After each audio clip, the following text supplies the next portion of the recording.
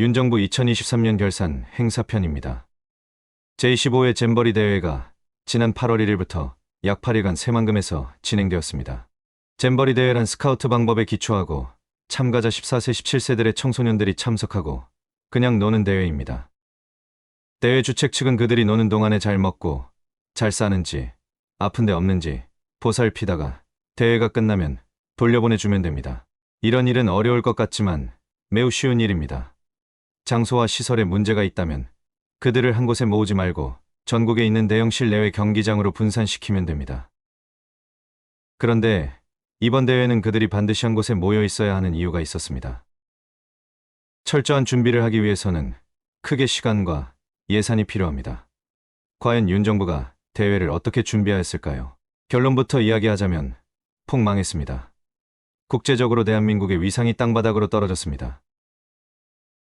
대회 개최는 2016년에 받았고 총 비용은 1171억 원 사용했습니다. 대회 개최가 시작되기 전부터 여러 사람이 이대로는 안 된다라고 지적했지만 윤 정부는 여가부, 문체부, 행안부 등 3개의 장관을 공통관리자로 지정하는 과감한 지도력을 보여줍니다. 쉽게 이야기해서 대가리가 없는 배는 결국 산으로 갔습니다.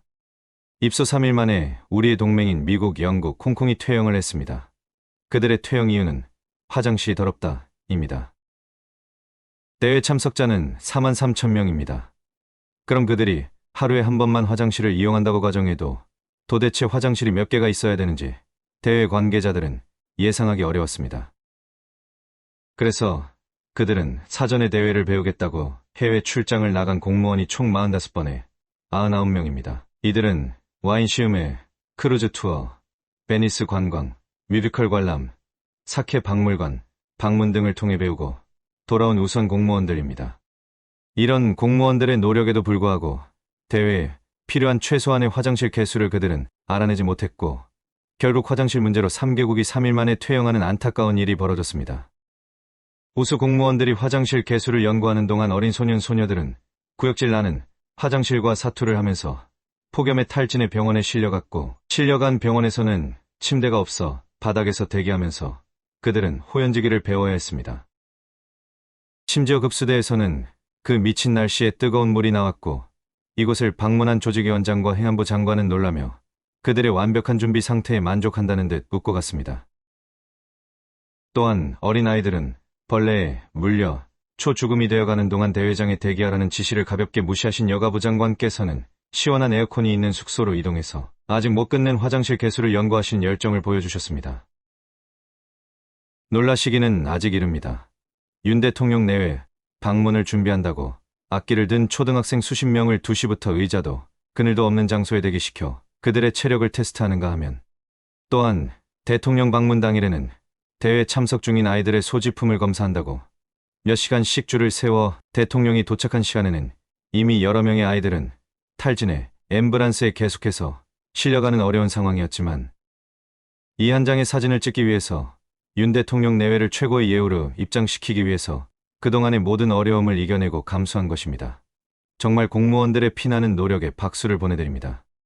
이에 화답이라도 하듯 윤 대통령은 술 먹고 왔다는 논란을 잠재고 싶으셨는지 부인의 손에 마치 개처럼 이끌려 일어나는 데 성공하며 아직 이 정도의 술은 이길 수 있다는 자신감을 보여주셨습니다. 이 장면으로 국민들은 아직까지는 윤 대통령이 객사는 안 하겠구나 하고 안심하게 되었다고 합니다. 각 매스컴도 잼버리 대회를 찬사하는 기사를 연일 쏟아내며 시름으로 죽어가는 국민들에게 한가닥 희망을 심어주는 등 많은 노력을 하였습니다. 그러던 어느 날 갑자기 기내식 술을 먹고 싶으셨는지 마누라 잔소리가 듣기 싫었는지 몇백억의 예비비까지 끌어다 쓰며 내가 자주 나가야 민생이 좋아지는 거야 라는 명언을 남기며 비행기에 오셨습니다. 해외 방문 이유야 뭐 만들기 나름이지만 이번에는 부산 엑스포 개최건입니다. 그들은 영국 방문을 마치고 쇼핑의 나라 프랑스로 날아갔습니다. 물론 대기업 총수들도 대동했습니다. 총수들은 공짜 1등석과 공짜 식사를 먹어서가 아니고 대통령을 보좌하는 일이 회사 일보다 더 중요하다는 의지를 대통령에게 보여주고 싶었을 겁니다. 그리고 그들은 프랑스에서 쇼핑까지 밀어가며 막판 총력전을 기울였고 좋은 결과가 예상된다는 희망의 소식을 들은 용산에서는 만찬까지 준비하는 치밀함을 보여줘 또 한 번 국민들에게 칭찬을 받았습니다. 또한 발표 4일 전 결과를 예상하신 대통령께서는 각 총수들과 품격에 맞는 프랑스 최고급 한식당에서 피 같은 국민의 혈세로 총수들과 폭탄주를 돌려가며 사람 기절시키시는 놀이를 즐기며 그동안의 피로를 푸셨습니다. 그런데 야속하게도 대통령께서 문초를 다투던 상황에서 결과는 119대 29란 아슬아슬한 차이로 지고 말았습니다. 여기에는 숨은 공로자도 있었는데 바로 부산시장입니다. 부산시장도 이 행사를 위해서 국민의 혈세를 펑펑 쓰고 다니시는 과감함을 보여줘 또 다른 화제거리를 만드셨습니다. 귀국 후 대통령께서는 여독을 풀기 위해서 총수들과 부산을 방문하셨습니다. 총수들에게는 최고급 떡볶이를 사주시고는 정작 본인은 판매대에 진열되어 있는 판매 상품을 먹던 젓가락으로 집어먹는 대범함을 보여주면서 국민들에게 큰 웃음거리를 만들어주셨습니다. 이렇게 대통령께서는 총수들과 국민들에게 웃음을 주기 위해서 오늘도 문초를 아껴가며 미친놈처럼 돌아다니고 계십니다. 그러니 국민들께서는 업무에 지치신 대통령이 일주일에 4~5번 늦게 출근해도 이해하셔야 됩니다. 또한 대통령이 해외 나가서 안 들어왔으면 좋겠다라든지 어릴 때 부모로부터 학대를 받아 정서적으로 문제가 있다느니 알고 보면 일본 사람 일이던지 이런 유언비어는 만들지 마시기 바랍니다. 제가 대통령께 바라는 점은 술 처먹고 감정 조절을 못하는 놈들은 경로를 잘한다고 합니다. 다행히도 대통령실에서는 경로한다는 소리가 안 들리니 안심이 되며 지금처럼만 잘해주시길 바랍니다. 이 영상을 대통령 지지자들에게 바칩니다. 감사합니다.